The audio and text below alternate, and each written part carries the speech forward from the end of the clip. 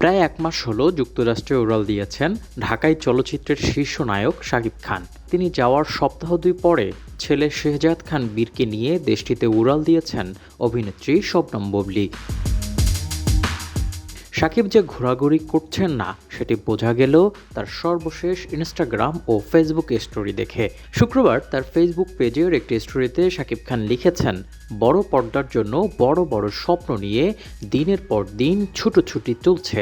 শাকিব খান আরও উল্লেখ করেন, খুব শিগগিরই এমন কিছু নিয়ে ফিরছেন যাতে থাকছে সাহসী, স্মরণীয় এবং আইকনিক কিছু।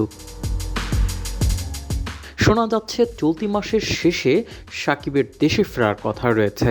সেপ্টেম্বর থেকে বিজ্ঞাপন নির্মাতা শাকিব ফাহাদ পরিচালিত সিনেমার শুটিং করার কথা রয়েছে তার, যেটি মুক্তির সম্ভাবনা রয়েছে ডিসেম্বরে।